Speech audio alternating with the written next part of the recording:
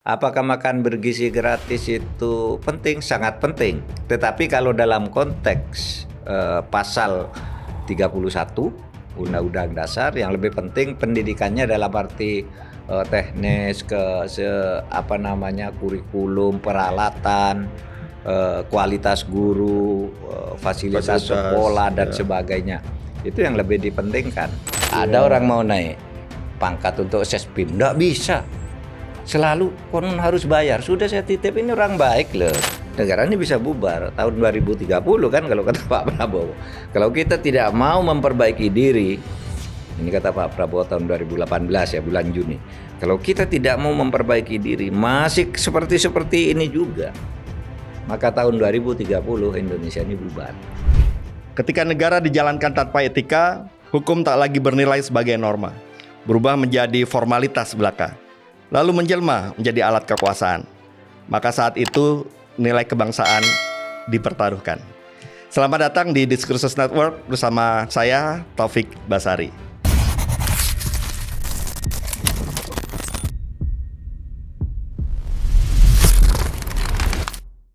Pada program Open Minded kali ini telah hadir bersama saya Prof. Mahfud MD, Guru Besar Universitas Islam Indonesia, Ketua Mahkamah Konstitusi 2008 sampai 2013, pernah beberapa kali menjabat sebagai menteri dan pernah menjadi Menko Polhukam. Selamat datang, Prof. Terima kasih, Mas Tobas. Lama nggak ketemu. Iya, lama nggak ketemu. Kita ketemu lagi nih, Prof. Ini kebetulan hari ini adalah Hari Batik Nasional. Hari Batik Nasional. Ketika kita merekam kegiatan ini, dan ya, 2 Oktober ya. Saya pakai batik, Prof juga pakai batik. Pakai batik. Kalau batik itu ya tadi sebagai warisan bangsa ini, kalau kita kaitkan dengan kekayaan budaya kita, menurut pandangan Prof seperti apa, Prof? Ya, ini menjadi pertama, batik itu menggambarkan budaya kita ya, di masa yang lalu yang penuh simbol-simbol kearifan sebenarnya, dan sekarang menjadi identitas bangsa yang mendunia sekarang, ya kan, karena sudah diakui oleh UNESCO bahwa itu warisan tak benda bangsa Indonesia. Oleh sebab itu sekarang di mana-mana orang pakai batik. Saya pernah ke Kazakhstan gitu ya, dijemput oleh Ketua Mahkamah Konstitusinya, dia pakai batik. Jadi sehingga saya tahu, kok ada batik, pasti yang nyebut saya, padahal dia bule. Jadi dia menghormati Indonesia loh gitu, lalu dia pakai itu batik. Ya, mudah-mudahan dan pernah menjadi simbol nasionalisme ekonomi Indonesia kan, batik. Iya, simbol sejak zaman Belanda kan, mulai dari Jogja dan Surakarta kan gerakan batik itu muncul, kemudian sesudah itu menjadi simbol perlawanan bahwa kita punya kegiatan ekonomi sendiri. Di zaman Orde Baru sekalipun, sampai zaman Orde Baru, itu ada satu namanya Gabungan Koperasi Batik Indonesia, GKBI di Jogja. Itu sangat besar sebagai ekonomi Bumi Putra waktu itu. Tapi kemudian seiring dengan perkembangan tata ekonomi kita, sebagai organisasi gabungan koperasi batik itu sepertinya sudah bubar sampai sekarang. Meskipun gedungnya masih megah di Yogyakarta, tapi udah bubar, nggak ada aktivitas. Tapi batiknya sendiri terus berkembang, bukan hanya di Jogja dan di Surakarta ya, tapi seluruh Indonesia kan punya jenis batik sendiri sekarang. Di luar Jawa sekalipun ya. Nah, itu pantas lah kita ucapkan selamat kepada kita semua hari ini. Harus kita lestarikan ya, Prof. Harus kita lestarikan. Beberapa hari terakhir ini saya sempat membaca, Prof pernah menceritakan bahwa ya terkait dengan MBG nih, Prof. Ini MBG ada beberapa peristiwa terjadi, ada yang keracunan, ada soal makanan yang tidak selera untuk dimakan anak-anak, dan macam-macam lah problemnya. Termasuk juga kabarnya cucu ponakan Prof juga sampai terkena ya, Prof? Terkena sampai di rumah sakit. Rumah sakitnya 4 hari loh, lama. 4 hari, Prof? Karena mungkin dia punya ketahanan tertentu, ketahanan fisik tertentu yang mungkin ada yang, karena yang lain 8 orang itu Ya muntah-muntah, siang ke rumah sakit, sorenya udah boleh pulang. Dan besoknya sudah sehat. Yang ponaan saya yang namanya cucu ponaan ya. Cucu ponaan yang namanya Ihsan ini saya nengok ke rumah sakit di Jogja di JIH saat dirawat. Ya artinya kan ini serius, Prof. Ya serius ya, iya. Serius. Jadi ya harus kita lihat apa yang menjadi masalah. Meskipun kalau tujuannya sih pasti bagus ya. Kita kan menginginkan agar ada peningkatan gizi bagi anak-anak sekolah. Tapi kan bagaimana ini dilaksanakan, apa yang harus dilakukan, dan bagaimana juga kaitannya dengan konstitusi, itu yang ingin saya juga tanyakan kepada Prof. Nah sebelum kita lanjutkan, saya ingin kita melihat ada sebuah tayangan dari Herlambang ya, dosen Herlambang ya UGM, ketika beliau menyampaikan keterangan ahli di Mahkamah Konstitusi. Ya, mungkin kita bisa lihat tayangannya sebelum kita diskusikan bersama Prof. Apakah misalnya kepentingan umum yang tadi Pak Prof Saldi menyatakan dengan MBG sebagaimana contohnya juga sebagai kepentingan umum, Prof Guntur Hamzah. Tidak ada hari ini yang mengatakan MBG melanggar hak asasi manusia. Nggak ada. Semua percaya MBG adalah realisasi dari right to food. No. Kenapa bukan pendidikan gratis untuk seluruh warga negara Indonesia? Kenapa harus MBG? Kenapa MBG menguras sumber daya ekonomi, anggaran terutama, yang tidak pernah dialokasikan untuk pendidikan gratis? Sampai perguruan tinggi. Sehingga mahasiswa nggak ada perlu bayar UKT. Kenapa nggak pendidikan? Bahkan banyak orang tua mengeluh, nggak bisa bayar sekolah. Dan itu contohnya banyak sekali. Tinggal cek di media sosial. Gara-gara MBG karena anggarannya pindah, fasilitas pendidikan berkurang, fasilitas kesehatan berkurang. Kenapa saya bilang melanggar hak asasi manusia? Kembali ke konsep yang saya tulis, progressive realizations. Progressive realization itu di mana sih letaknya dalam Undang-Undang Dasar pasal 28I ayat 4. Di situ ada satu kata penting, pemajuan. Nah itu Prof, jadi apa yang disampaikan Herlambang itu kan juga dalam kaitannya bagaimana alokasi anggaran MBG ini ditempatkan. Nah kalau kita lihat kan ditempatkannya justru dalam anggaran pendidikan. Nah, kita juga punya grafik nih, Prof. Ya. Kalau kita lihat dari nota keuangan RAPBN 2026 yang disampaikan oleh Menteri Keuangan pada Agustus 2025 yang lalu, kita bisa melihat bahwa dari anggaran pendidikan itu untuk MBG 335 triliun. Yang peringkat berikutnya tunjangan guru, dosen dan tenaga pendidikan, BOS, beasiswa LPDP dan seterusnya. Nah, jadi ini menggunakan 44% dari APBN untuk anggaran pendidikan di APBN. Nah, sementara kan dalam konstitusi kita, Prof, itu kan ada kewajiban ya 20%. Untuk 20% anggaran pendidikan. Nah, dalam bayangan Prof, pandangan Prof, seperti apa ini seharusnya kita melihat, menilai, dan menjalankan MBG ini agar konstitusional?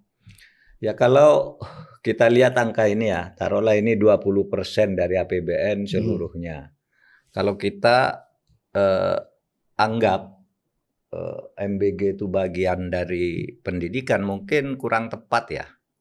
Karena idenya mencerdaskan kehidupan bangsa itu justru pada perangkat-perangkat pendidikan, bukan pada kesehatannya. Kan ada sendiri sebenarnya. Ada Kementerian Kesehatan kan yang bisa menangani itu. Ada Kementerian Sosial dan sebagainya. Kalau dianggap lalu 44% sendiri diambil untuk MBG, mungkin itu secara konstitusional menjadi kurang loh dari 20%. Kalau dalam arti filosofi yang sesungguhnya, ya kan? Filosofi yang sesungguhnya. Untuk apa begitu ya? Iya. Nah, jadi ya mungkin perlu dipelajari ulang lah oleh pemerintah bahwa kita yang lebih penting itu adalah pendidikannya sebenarnya, bukan makan bergizi gratisnya. Apakah makan bergizi gratis itu penting? Sangat penting. Tetapi kalau dalam konteks pasal 31 Undang-Undang Dasar, yang lebih penting pendidikannya dalam arti teknis,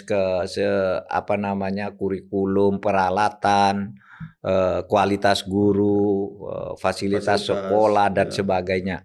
Itu yang lebih dipentingkan. Tapi mungkin karena ini tahun pertama kan, pertama, mudah-mudahan besok di tahun berikutnya bisa berubah. Tapi ini udah untuk tahun kedua kan, untuk yang akan datang kan. Betul. Ya, mari kita diskusikan. Menurut saya ini kurang tepat. Kalau diambil dari situ, lalu apa gunanya pasal 20% menurut Undang-Undang Dasar itu kan jadi masalah kalau dipotong seperti ini. Apalagi dari 2% itu kemudian apa sih yang dimaksud pendidikan, lalu dipecah-pecah ke berbagai sesuatu yang sering tidak relevan dianggap pendidikan. Ini pendidikan juga, lalu diambilkan dari situ. Seperti ikatan dinas. Lah ya itu. Pendidikan ikatan dinas kan kemarin juga sempat ramai juga didiskusikan kan. Padahal kan kalau kita kaitkan antara pasal 31 dengan pembukaan, itu kan ada relevansi kan. Jadi maksudnya adalah mencerdaskan kehidupan bangsa. Oleh karena itu sampai-sampai satu-satunya bidang yang disebut persentase 20% itu hanya pendidikan. Hanya pendidikan, betul. Ya mungkin barangkali tepat juga untuk kemudian kita mendiskusikan kembali. Kita harus diskusikan kembali dan kita usul ke pemerintah agar diproporsionalkan ini. Betul. Ini udah tidak urusan gizi itu kan ada yang ngurus.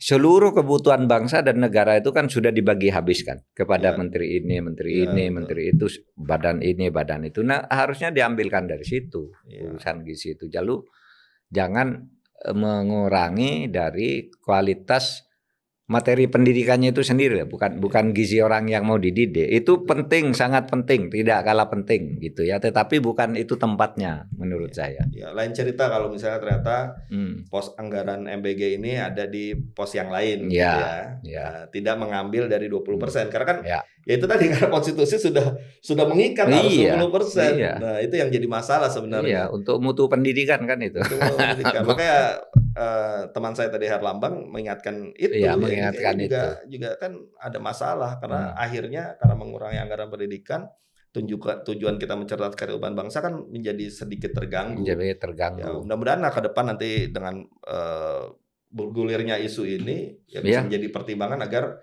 MBG tidak lagi dalam pos anggaran 20% pendidikan ini. Mudah-mudahan itu membuka kesadaran kita bersama, terutama pemerintah,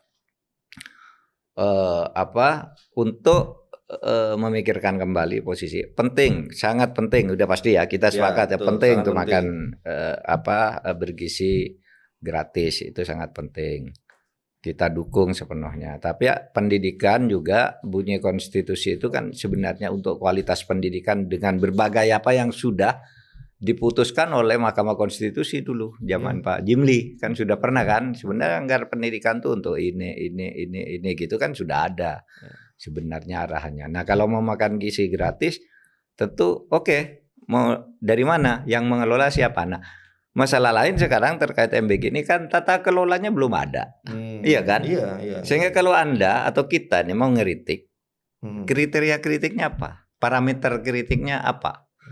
Itu cuma ada di APBN sekian, lalu rencana sidang kabinet sekian, terus ukuran tata kelola itu salah loh, sampai menimbulkan orang keracunan loh. Di mana kesalahannya? Di prosedurnya kan mesti ada tuh, ada SOP, iya kan? Iya. Nah, konon perpresnya sampai hari ini belum ada. Kalau saya baca hasil RDP kemarin, Menteri Kesehatan dan kepala ini Badan Gizi Nasional itu katanya hari ini perpresnya mau dibuat atau mau dikeluarkan. Loh, selama ini kemana tuh? Jadi pedomannya apa? Uji coba dulu baru dibuat pedomannya ya. Iya. Dan korbannya udah. Iya, padahal itu bersentuhan langsung dengan anak-anak, dengan sesuatu yang menjadi asupan masuk ke badan kan ya harus hati-hati betul harusnya ya. Mari kita kita dorong bersama-sama untuk menuju yang lebih baik. Betul. Iya betul. Ya. Salah satu yang kemarin juga mencuat dalam gelombang demonstrasi di Agustus yang lalu itu adalah reformasi Polri. Ya. Apalagi sekarang masyarakat melihat kekerasan terhadap demonstran, kekerasan terhadap masyarakat, kemudian ketidakprofesionalan dalam penanganan perkara. Pemerintah saat ini juga membentuk tim komite reformasi Polri, Polrinya juga membentuk tim reformasi. Nah, menurut Prof, apa yang harus kita lakukan nih dalam hal membenahi, memperbaiki Polri agar Polri sesuai dengan harapan kita yang profesional dan mampu untuk memberikan perlindungan kepada masyarakat? Oke, ide reformasi Polri yang sebenarnya sudah merupakan hasil reformasi dari kita kan, kita kan sudah mereformasi ini. Ini hasil reformasi mendireformasi lagi. Itu muncul karena peristiwa sesudah peristiwa Agustus, kerusuhan Agustus, yang kemudian mengidentifikasi salah satu hal terburuk di negeri ini, di mana polisi sekarang ini sudah tidak tepat disebut sebagai polisi pengayom dan pelindung masyarakat. Karena seperti yang Anda sebutkan tadi, banyak backing ini kata Presiden kan waktu pidato di DPR. Para jenderal, kamu backing-backingnya mafia lawan saya kan gitu. Memang ada backing-backingan. Saling bunuh di antara polisi banyak, pemerasan banyak, dan macam-macam lah. Terlalu banyak juga masuk ke lembaga-lembaga sipil yang semuanya itu dirasakan oleh masyarakat tetapi selalu kedap. Ya. Suara masyarakat tuh seperti tidak bisa masuk. Menjadi banal bahkan Prof ya. Banal. Maka begitu terjadi peristiwa Agustus, respons Presiden atas usul masyarakat kan membentuk tim reformasi Polri. Saya tahu karena saya dihubungi, saya diminta resmi gitu. Meskipun sampai kita bicara ini kita belum tahu kepresnya dan formatnya kayak apa, tapi saya tahu bahwa akan ada reformasi Polri. Dan Prof sudah dihubungi juga. Saya sudah dihubungi. Walaupun kita nggak tahu seperti apa nantinya ini. Ya udah. Kalau saya baca di media sedang dalam proses. Tapi kemudian ada lagi tim reformasi yang di internal Polri. Di internal. Ya kita lihat aja lah perkembangannya. Karena saya juga tidak bisa menyalahkan apa sih yang akan dilakukan, karena saya tidak tahu yang akan dilakukan oleh tim Mabes Polri apa, yang akan kita lakukan apa. Tapi identifikasinya di Polri itu sekarang kulturnya sudah sangat rusak.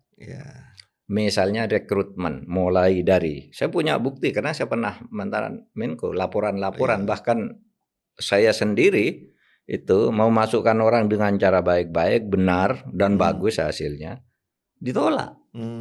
Lulus dari bawah sampai ke atas, kan itu ada jatah Kapolda sekian, jatah Kapolri sekian, ini enggak lolos nih. Ada orang mau naik pangkat untuk sespim, enggak bisa. Selalu konon harus bayar. Sudah saya titip, ini orang baik loh, saya bilang. Masa yang gini mau ikut aja enggak bisa. Teman di bawah angkatannya udah banyak yang ikut gitu, enggak bisa juga. Sehingga saya ikutkan ke Sisko Angkatan Darat. Saya titip ke Panglima waktu ini, tolong Pak, ini mau masuk di Polri susah banget. Ini enggak bisa jadi jenderal nih kalau dihambat gini terus. Cari uang 1 miliar dari mana gitu kan. Udah biasalah terdengar di telinga itu bayar gitu. Sudah kata Pak Andika waktu itu, Panglima, udah pakai anu saya aja di TNI AD juga sudah habis nih, tapi nanti saya yang jamin masuk ke situ gitu. Masuk, selesai. Cuma sayang belum jadi jenderal, meninggal. Sudah lulus, sudah menunggu konbes mantapnya gitu ya. Sudah nunggu penempatan lalu meninggal. Baru 2 bulan lalu. Ini contoh ya. Konco-koncoan, penyuapan, hilangnya perkara, laporan, perkara pidana jadi perdata karena dijual belikan, gitu. Ada perkara perdata yang harusnya perdata dilaporkan ke pidana, ke polisi, diproses. Itu banyak sekali yang begitu. Pelayanan no viral no justice. Ya, pelayanan kalau tidak no viral no justice gitu kan. Sesudah itu pun sudah diproses. Iya, masih menimbulkan tanda tanya juga, gitu. Nah itu semua yang menurut saya harus diperbaiki, diformasi tim reformasi Polri itu, terutama rekrutmen konco-koncoan yang sekarang rame ini. Sekarang kalau tidak dekat dengan pimpinan ndak bisa Anda mau jadi apa, disingkirkan, tidak diberi tempat, tidak diberi peran. Wah itu bahaya bagi negara. Sekarang bisa Anda lakukan itu, tapi suatu saat akan menjadi kebiasaan. Pemimpin berikutnya begitu lagi, pemimpin berikutnya begitu lagi. Rekrutmennya busuk-busuk lagi. hancur negara. Harus segera direformasi. Jadi sebenarnya identifikasi masalah itu sudah terpampang ya Prof. Sudah Dari terpampang. hulu ke hilir. Tinggal bagaimana kemudian kita memulai perbaikannya dari mana, apa saja gitu kan. Nah itu ya tentu pikiran-pikiran Prof sangat amat bermanfaat ya apabila nanti bisa juga terlibat di dalam tim reformasi Polri ini. Dan asal Anda tahu aja, sekarang keputusan tentang Komite Reformasi Polri itu kan belum keluar sampai hari ini. Ya. Tapi begitu Mensesnek mengumumkan, Pak Prasyo Hadi, bahwa saya bersedia bergabung ke situ, menjadi tersiar bahwa tim itu akan ada. Dan sekarang ini banyak sekali orang memberi fakta-fakta pelanggaran-pelanggaran Polri baik di kepemimpinan maupun penanganan kasus-kasus di lapangan, dan mau bersaksi. Dan itu orang Polri sendiri. Purnawirawan banyak, Pak. Ini masalahnya, Pak. Ini masalahnya. Kalau Bapak mau panggil saya mau datang, mau presentasi gitu. Sampai di tempat saya itu banyak sekali sekarang kertas-kertas itu. Artinya bahan untuk perbaikan itu sudah ada.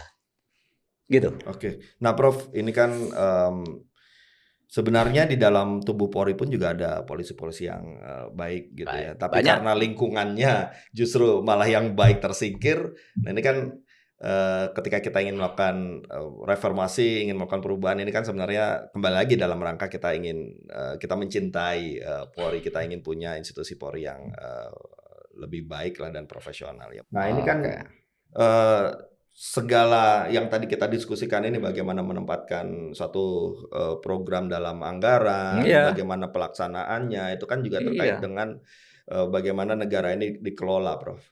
Nah, beberapa waktu yang lalu ini juga kan kita sempat melihat adanya satu gerakan demonstrasi yang cukup besar ya akibat Agustus, dari akhir Agustus ya, akibat dari kekecewaan masyarakat, kemudian ada tuntutan-tuntutan yang arahnya sebenarnya kan pada soal bagaimana negara ini dikelola. Nah, Prof itu pernah juga menyampaikan kegelisahan Prof sebenarnya terkait dengan bagaimana negara ini dijalankan di suatu acara di Universitas Bung Karno. Nah, sebelum kita lanjutkan, kita sama-sama lihat dulu Prof apa yang waktu itu Prof sempat sampaikan. Ketika kita baru reformasi baru hangat ya, Mas Panda ya. Tahun 2001 kan masih hangat tuh reformasi, semuanya ingin baik. Pemerintah mengeluarkan 2 ketetapan. 3 tahun setelah reformasi, yaitu ketetapan MPR nomor 6 tahun 2001 tentang etika kehidupan berbangsa. Ini berlaku sampai sekarang. Ini dinyatakan TAP yang masih berlaku selama belum ada undang-undang khusus tentang ini. Jadi berlaku TAP ini. Apa di dalam etika kehidupan berbangsa itu dikatakan pejabat publik yang kebijakannya mendapat sorotan negatif dari masyarakat harus mau mengundurkan diri meskipun belum ada putusan pengadilan. Baca coba ini nanti TAP MPR nih. Pejabat nih, kalau Anda kebijakannya oleh masyarakat disoroti salah, melanggar norma-norma moral, meskipun pengadilan belum mampu menangkap Anda karena alat bukti belum cukup, tapi Anda sudah disorot karena gejala-gejala lain di tengah masyarakat, maka Anda harus mundur. Prof, ini kan kegelisahan yang Prof sampaikan itu sebenarnya kegelisahan kita semua. Ya, saya juga pernah ada di dalam parlemen misalnya. Di dalam situ pun saya juga gelisah, Prof. Gitu ya, kok seperti ini kita mengelola negara, padahal ini kan semua orang-orang yang menjalankan kekuasaan ini kan amanah. Gitu ya. Tapi kok seperti ini. Nah, apa yang bisa Prof sampaikan nih, Prof? Kita gali tadi apa yang tadi Prof sempat pidatokan di acara tersebut. Ya, begini, ini relevan kita bicara nih sekarang karena keadaan sekarang kita harus mengakui pelanggaran etika sekarang ini begitu begitu banyak terjadi di mana-mana. Ternyata modusnya itu masih sama dengan zaman Orde Baru dulu, ya. orang melakukan pelanggaran etika tapi merasa tidak salah karena saya belum dinyatakan melanggar hukum. Zaman Orde Baru kan gitu orang. Banyak melanggar etika sesukanya, suka-suka ini, tapi ketika disorot masyarakat, dia tetap aja, "Loh, saya kan belum menjadi terpidana, saya kan belum ini," dan seterusnya. Nah, itu sebabnya pada awal reformasi dulu kita lalu membuat TAP MPR yang tadi disebut. Nomor 6 tahun 2001. Nomor 6 tahun 2001. Bahkan ada lagi nomor 8. Iya, yang menyangkut PNS-nya. Betul. Kalau ini menyangkut pejabat publik. Jadi dikatakan di situ di etika kehidupan berbangsa itu ya orang itu jangan suka melanggar etik dong agar bangsa ini maju. Oleh sebab itu kalau Anda misalnya mendapat sorotan dalam melaksanakan kebijakan karena tidak beres, Anda harus mau mengundurkan diri, kan gitu di situ. Harus mundur dari jabatannya. Nah, sekarang enggak. Itu saya belum bersalah kok. Malah ditekan-tekankan sekarang asas praduga tak bersalah. Asas praduga tak bersalah itu pun ditafsirkan secara keliru. Dikatakan orang tidak boleh menduga orang bersalah gitu. Nggak bisa. Hukum pidana itu kan dimulai ada asas praduga bersalah kan. Anda diduga melakukan ini kan belum bisa. Asas praduga tak bersalah itu artinya orang belum boleh diperlakukan seakan-akan orang sudah diputus bersalah pengadilan. Misalnya kalau belum diputus, hartanya belum dinyatakan milik negara, belum boleh dibawa ke penjara dan seterusnya gitu. Hak-hak istrinya masih boleh tinggal di rumah dinas itu karena belum vonis gitu. Tapi bukan berarti kita tidak boleh menyorot kejahatannya yang diduga sudah terjadi gitu. Nah, itu. Nah, sekarang orang bilang belum ada asas belum ada bukti bersalah. Kita tidak boleh menyalah-nyalahkan orang. Boleh, saya yang menyatakan boleh kita nyalah-nyalahkan orang yang salah, tetapi tidak melanggar asas praduga tak bersalah. Orang polisi dan jaksa aja mulai dengan asas praduga bersalah sebelum orang dihukum kan. Terduga lalu tersangka lalu terdakwa, ya kan? Kan itu semua kan belum bersalah, tapi tetap disebut istilah itu. Dari sebab itu pengertiannya asas praduga tak bersalah itu jangan menyebabkan kita surut untuk menyatakan kritik dan menuding orang itu diduga bersalah gitu. Anda diduga bersalah karena Anda melakukan ini, tapi alat bukti masih berjalan ya sudah. Misalnya sekarang ada orang dijadikan tersangka belum diputus oleh pengadilan, orangnya lari menghilang kemana-mana. Kan kita boleh dong menduga bersalah dan menganalisis serta mengemukakan fakta-fakta yang menyertai itu, kan boleh mengadukan itu. Nah, Mas Tobas, sekarang ini masalah pelanggaran etika tuh menurut saya semakin banyak. Orang semakin tidak tahu malu, tidak risih, melanggar hak-hak orang lain, berbohong di depan publik, bersandiwara sesukanya gitu. Padahal zaman sekarang mana bisa orang berbohong bersandiwara sesukanya. Wong medsos, anak-anak muda Gen Z sekarang udah pinter, memburu, sama netizen, dikejar sampai ketemu, dan semakin terlihat banyak pelanggaran etika. Sehingga kita sekarang ini kenapa belum maju negara ini sesudah melakukan reformasi, karena masalah etika ini tidak mendapat perhatian. Pernah ada 2 pakar nih yang sampai mengajukan usul yang menurut ilmu mungkin kurang tepat ya.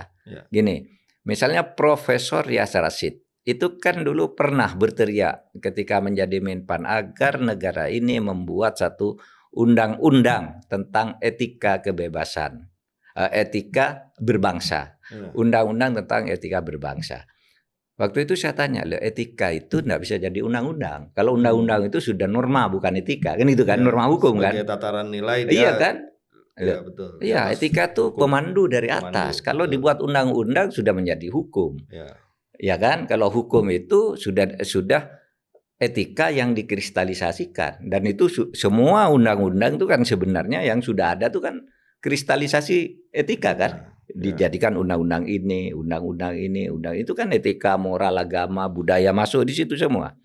Tapi saya paham waktu itu Pak Yasir Rashid kan Menpan, dia gelisah di pemerintah itu ternyata banyak sekali pelanggaran-pelanggaran yang tidak bisa ditindak, hanya mengatakan belum ada hukumnya. Iya. Orang sudah jelas-jelas tersangka korupsi gitu masih enak-enak berpidato kemana-mana gitu. Itu selalu dijadikan tameng tuh, Prof. Selalu dijadikan tameng. Saya melanggar hukum apa? Oh, mana iya, pasalnya? ya, mana padahal pasalnya? kan yang dilanggar kan etikanya. Saya gitu. belum dibawa ke pengadilan. Ya. Mana pasalnya? Macam-macam. Nah, sesudah itu agak tenggelam tuh usulnya Pak Rias Rasyid. Sekarang muncul dari Pak Jimli kan. Ya. Tentang usul pembentukan Mahkamah Etika kan. Dewan Etik Nasional. Iya. Mahkamah Etik Nasional. Mahkamah Etik Nasional. Itu lagi karena kegelisahan melihat perilaku kita yang semakin menyimpang. Terlalu formalistik pada akhirnya.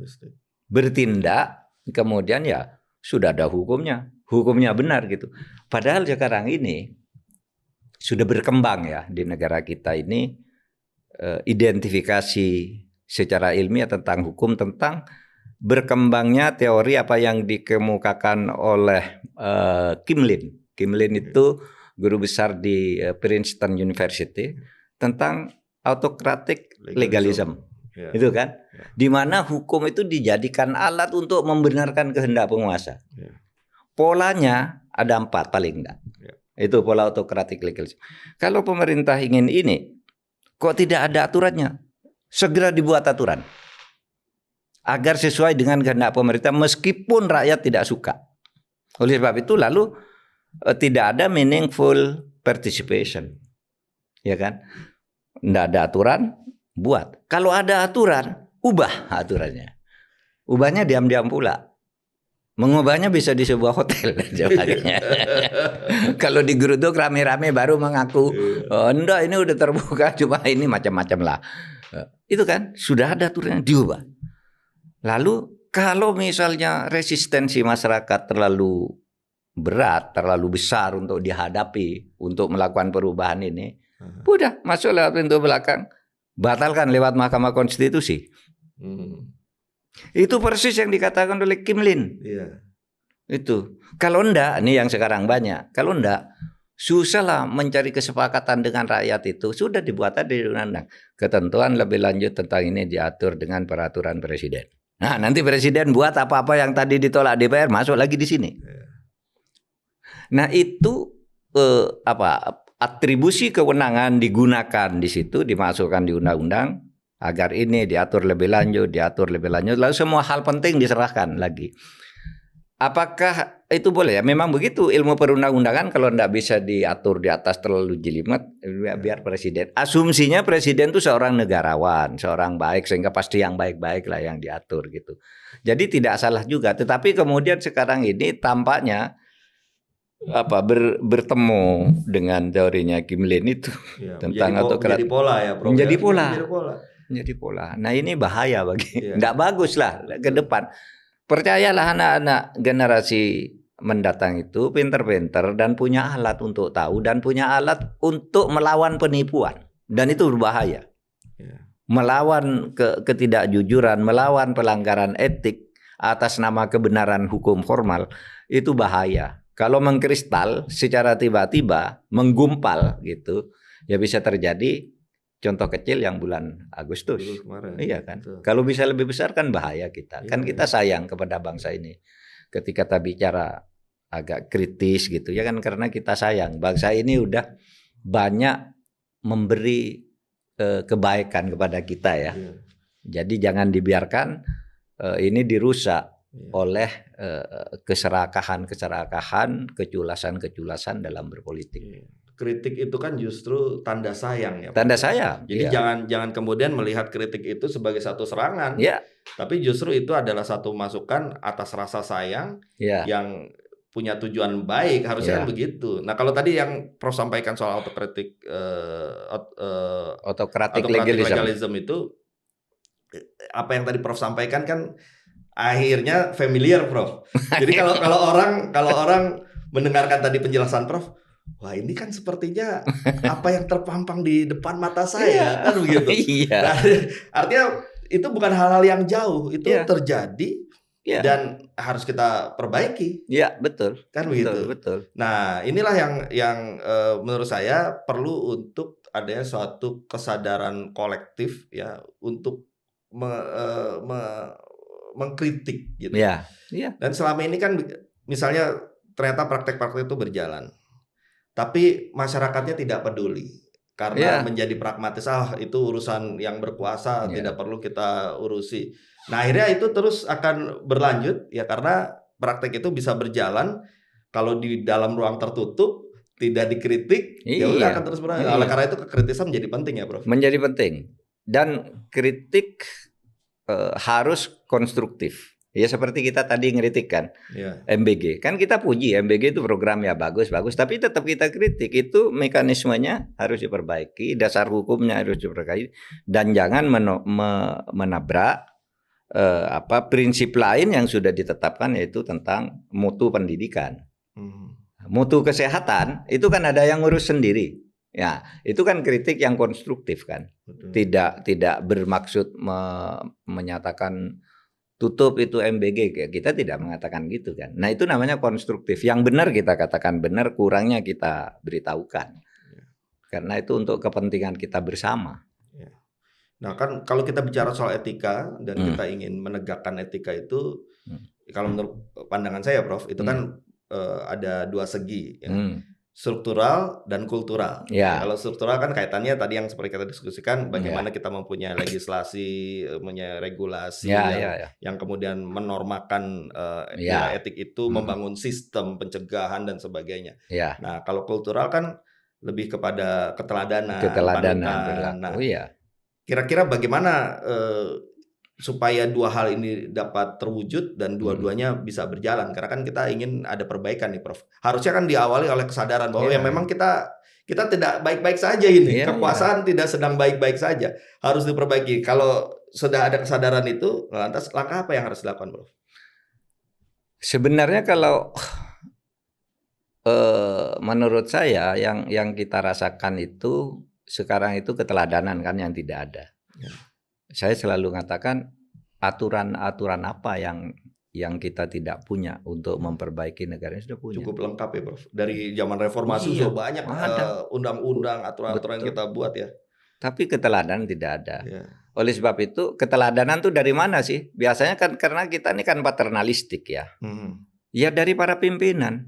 Pimpinan yang tertinggi, pimpinan yang tertinggi, kedua, ketiga, keempat, sampai ke desa-desa harus memberi teladan. Oleh sebab itu seleksi kepemimpinan itu ya harus juga benar dilakukan. Jangan kepemimpinan itu lahir dari politik yang diskriminatif, politik yang dekonstruktif terhadap kehidupan bangsa negara. Istilahnya politik jual beli, political trade-off terlalu banyak. Apakah boleh political trade-off memberi jasa politik ya? Saya kerjasama dengan Mas Tobas. Mas Tobas, saya dukung ini dong. Nanti karena kamu nanti dapat ini. Itu biasa aja dalam politik boleh. Tapi kalau keterlaluan sampai membiarkan dan membuka pintu-pintu korupsi, merusak kehidupan masyarakat, itu yang harus disadari. Politik transaksional. Politik transaksional. Nah, oleh sebab itu perlunya di leadership. Saya selalu mengatakan sebenarnya kita nih budaya kita nih ini rusak, etika kita ini menjadi tercoreng. Karena apa? Karena leadership kita tidak mampu membangun keteladanan. Kalau di dalam bahasa agama itu kan ada namanya uswatun hasanah, ada mau'idhah hasanah. Nah, mau'idhah hasanah itu omong-omong aja, omong-omong. Uswatun hasanah itu contoh keteladanan. Nah, uswatun hasanahnya ini enggak cukup gitu. Ngomongnya begini, kerjanya berbalikan dengan apa yang diomongkan. Enggak punya integritas. Nah, ya saya Mas Tobas tentu enggak ingin sok-sokan saya berintegritas, enggak. Kita melihat faktanya saja bahwa itu sekarang sedang terjadi di tengah-tengah bangsa kita dan kita ingin memperbaiki itu. Kalau enggak, tenggelam loh bangsa ini. Bisa loh tenggelam. Kalau kayak gini, generasi baru tuh sudah pinter-pinter, merasa dibohongi oleh pemimpinnya. Dia mencari cara sendiri untuk hidup nyaman. Karena manusia tuh ingin hidupnya aman, tentram, nyaman. Kalau enggak dapat di sini, itu naluri manusia. Iya dong. Iya dong. Mencari caranya sendiri, pada akhirnya ya negara bisa Ya bisa bubar kalau istilah Pak Prabowo, saya pinjam istilah Pak Prabowo aja lah. Negara ini bisa bubar tahun 2030 kan kalau kata Pak Prabowo. Kalau kita tidak mau memperbaiki diri, ini kata Pak Prabowo tahun 2018 ya, bulan Juni. Kalau kita tidak mau memperbaiki diri, masih seperti ini juga, maka tahun 2030 Indonesia ini bubar. Ya jadi polemik waktu itu karena dasar teorinya dianggap lemah. Tapi bisa jadi loh, bisa jadi benar loh.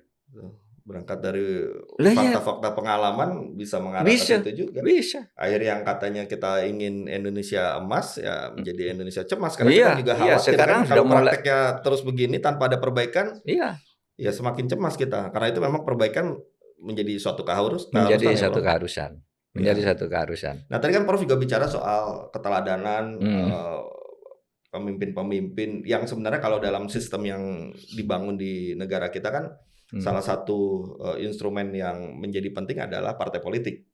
Berarti kan partai politik pun juga harus mereformasi diri, harus juga refleksi sebenarnya apa yang keliru selama ini praktek-prakteknya. Nah, kalau menurut Prof, apa yang harusnya dilakukan oleh partai politik untuk memperbaiki dirinya? Karena kalau tidak ya nanti ya tanggung jawab rusaknya bangsa ini juga bisa dituduhkan kepada partai politik karena mereka lah yang memproduksi pemimpin kan begitu. Mungkin kita perlu membangun budaya baru ya di dalam politik kita itu.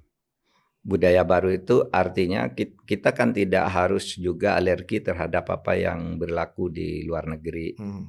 Di beberapa negara maju itu kita misalnya, apakah Anda mengenal nama ketua Partai Demokrat di Amerika? Nggak kenal kan? Siapa Partai Republik? Nggak kenal. Artinya apa? Partai politik berfungsi, dikelola oleh sebuah organisasi yang ketuanya itu mencetak calon-calon wakil rakyat yang bertanggung jawab. Dia sendiri nggak masuk ke kabinet, nggak masuk ke DPR dia. Saya ngelola partai ini mencari orang-orang terbaik, kan gitu. Nah, kita di Indonesia ini kan kalau ketua partai jatahnya satu presiden ya, oke lah ya presiden sebagai yang paling tertinggi. Tapi terus dia punya wakil di DPR kan, partai ini punya wakil. Nah, sementara ketuanya menjadi menteri, DPR mengawasi menteri, gimana caranya? Jadi oleh sebab itu yang buruk itu dari kita itu kalau ada sesuatu selalu bilang belum ada petunjuk dari pimpinan partai, gitu kan? Padahal dia DPR. Dia wakil rakyat, bukan. Nah itu yang perlu diubah saya kira. Kan ada momentum nih, Mas Tobas. Katanya pasca peristiwa Agustus dulu itu kan mau melakukan reformasi politik. Reformasi politik itu meliputi penataan undang-undang kepartaian, pemilu, pilkada dan sebagainya dan sebagainya. Mungkin itu bisa dijadikan momentum untuk kembali memosisikan partai politik. Saya ingat ya, masih sampai tahun 70-an awal. Tahun 70-an awal itu ketika Orde Baru masih lahir dan mau menata partai politik. Apa yang terjadi? Orang pada waktu itu ketika mau menjadi partai politik itu dijemput oleh masanya. Bapak yang jadi, bapak yang memimpin kami. Sampai nangis tidak mau. Nah sekarang orang rebutan minta dijemput bayar. Tolong jemput saya gitu. Agar saya jadi gitu. Lalu merekayasa agar dia menang. Lalu di muktamar berantem habis-habisan gitu. Kalau dulu orang saling menghindar, saya berat enggak mau saya jadi ketua parpol gitu. Ingat waktu terbentuknya P3 Parmusi dulu kan. Itu Parmusi Pak Harto tidak setuju Mas Sumi. Kamu dirikan partai baru aja. Namanya Parmusi, Partai Muslim Indonesia pengganti Mas Sumi. Tapi ketika Parmusi yang di Pak Harto itu mau didirikan, umat Islam bersemangat lalu mengusung nama Muhammad Rum. Iya kan? Muhammad Rum yang harus jadi.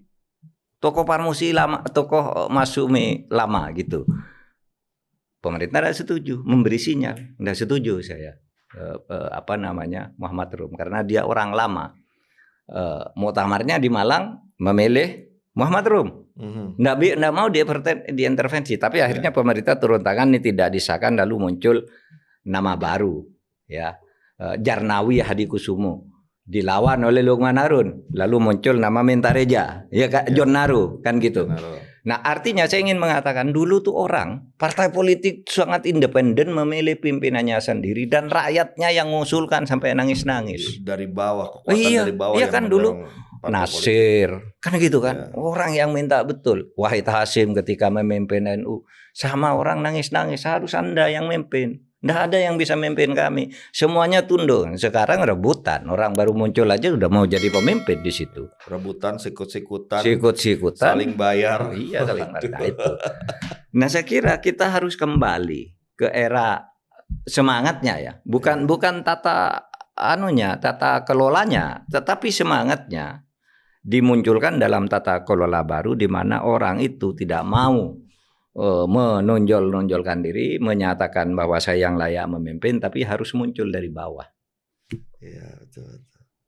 Nah, kalau untuk politik itu tadi, sebaiknya parpol itu sebaiknya dibuat undang-undang, ketua parpol itu tidak boleh menjadi anggota DPR, tidak boleh menjadi menteri gitu. Karena DPR itu mengawasi. Kalau DPR oke lah ya. Oke. Ya. Menteri itu harus betul-betul pilihan presiden. Betul-betul pilihan presiden yang profesional, yang kalau menyangkut karang parpol nggak boleh menjabat di struktur parpol lagi, kan gitu. Iya. Dulu pernah dilakukan, bisa berjalan. Iya. Dulu dilakukan oleh Pak Jokowi itu di dalam janji kampanyenya yang pertama, ya. Dan berlaku beberapa bulan, lalu sudah itu masuk semua lagi. Ya, betul. Ini kan negara ini kita sudah dijalankan dari generasi ke generasi. Ya. Nah, sekarang sebetulnya ini masanya Gen Z ya. Gen Z, ya. Dengan perbedaan yang banyak juga yang dimiliki oleh generasi sebelumnya. Mereka ada teknologi, mereka punya banyak kesempatan untuk mengakses berbagai informasi, bagaimana membangun sikap kritisismenya dan seterusnya. Kalau Prof ingin berpesan kepada anak-anak muda ya untuk membawa bangsa ini menjadi lebih baik, apa saja Prof pesan-pesan yang bisa disampaikan? Pesan tidak cukup kepada anak muda ya. Nah. kepada orang tua nih harus dipesan gini. Anak muda ini, Gen Z ini sekarang ini pinter-pinter. Potensinya bagus-bagus, kritis. Tetapi yang harus kita pesan kepada mereka, cintailah negara dan bangsa ini karena Indonesia adalah masa depanmu, wahai anak muda. Dan kamu adalah masa depan Indonesia, sama-sama bergantung sebagai masa depan. Oleh sebab itu nasionalisme mereka harus dibangun. Nah, persoalannya sekarang nasionalisme itu kan rasa cinta dan memiliki kan. Ingin membangun, memelihara, memiliki dan seterusnya itu nasionalisme namanya. Nah, sekarang kalau dia ingin mencinta dan memiliki tetapi dihambat oleh generasi tua yang bukan Gen Z dengan ketidakadilan, kesetiaan dan kecintaan ini bisa berpindah. Buat apa saya mencintai Indonesia? Wong tidak bisa memberi apa-apa. Oleh sebab itu banyak orang ketika mau berusaha, mau mendirikan perusahaan, diperumit. Saya pernah bercerita, anak saya tahu mau minta izin perusahaan. Datang jam 8, pegawainya tidak datang. Ya katanya, oh Bapak datangnya kepalanya. Bapak datangnya besok jam 10. Oke, dia pulang karena mau ngajar kan sambil kuliah. Besok datang jam 10, kepalanya sudah pulang. Lalu gimana bekerja kayak gini? Hanya biasanya kalau ditanya kok bisa begitu caranya, harus bawa uang. Letakkan di bawah mejanya lalu dilayani gitu. Nah, kalau gitu orang kepada Republik ini menjadi tidak setia apa? Maka banyak sekarang anak-anak muda yang buka perusahaan itu, yang terutama yang berbasis startup ya, yang baru memulai itu, ngambilnya Singapura. Ya kan terbuka sekarang, minta izin usaha di sana, pajaknya bayar di sana. Ada yang ke Dubai lebih gampang. Pak Jokowi konon dulu ambil di Dubai ketika dia masih pengusaha itu, kok sulit dapat di Indonesia, dia pergi ke Dubai. 1 jam selesai, dia sudah punya perusahaan yang internasional. Ya, ini cerita Pak Jokowi di sidang kabinet dulu. Nah, sekarang ini masih banyak orang yang tidak ngerti perkembangan teknologi ini, perkembangan informasi teknologi dan kecerdasan anak-anak muda kita yang luar biasa di Indonesia ini kesetiaannya terancam oleh kesewenang-wenangan. Dan ini harus dilakukan perubahan dari atas. Kalau anak muda ini cintanya kepada bangsa, sudahlah saya tahu dari bahasa-bahasa mereka sangat kenal budaya Indonesia, sangat kenal alam Indonesia, sangat kenal karakter Indonesia. Tapi kalau yang di atasnya tidak memberi contoh, tidak memperbaiki diri dengan cara-cara kerja yang seperti sekarang, ya kesetiaan kepada bangsa dari Gen Z itu mungkin akan terpecah menjadi kesetiaan lebih universal. Pada akhirnya sesama manusia kok sama aja, untuk apa Indonesia, gitu kan? Nasionalisme kurang, menjadi lebih universal sifatnya. Apakah universal itu bagus? Bagus, tapi secara nasional juga kan kita lebih penting sebelum keluar kan gitu. Karena kita ada bangsa yang juga harus ditolong. Iya kan, ada bangsa harus ditolong. Iya. Nah, sebab itu ya saya berpesan kepada Gen Z, jagalah negara ini, bangsa ini. Bangsa ini adalah masa depan Anda, dan Anda adalah masa depan Indonesia. Indonesia kaya raya. Cukup kalau Anda berlaku jujur, baik, nggak usah korupsi akan kaya semua bangsa ini. Kalau semuanya bisa dikelola dengan baik, gitu. Ya. Gitu aja. Baik. Ya. Baik, terima kasih Prof. Itu adalah pesan yang luar biasa dari Prof. Mahfud MD kepada kita semua, baik itu kepada Gen Z maupun juga pada generasi-generasi yang lain ya. Karena ya kita harus saling berkolaborasi untuk membangun dan membuat bangsa ini lebih baik lagi. Dan itu tadi yang paling penting juga Prof, kita harus punya kesadaran bahwa ya bangsa kita memang sedang tidak baik-baik saja ya. Karena kalau kita tidak sadar berarti tidak ada yang kita lakukan perubahan kan begitu. Betul. Jadi diawali dengan kesadaran dulu, maka kita akan memulai bahwa kita harus melakukan perubahan-perbaikan untuk kita semua. Baik, terima kasih Prof, luar biasa. Terima kasih Mas Tobas. Mudah-mudahan Prof terus sukses ya, selalu. Anda masih lebih muda dari saya, jadi Anda harus lebih bersemangat. Siap Prof. Baik, terima kasih banyak Prof. Lagi. Sampai jumpa lagi di tayangan Diskursus Network yang berikutnya. Salam.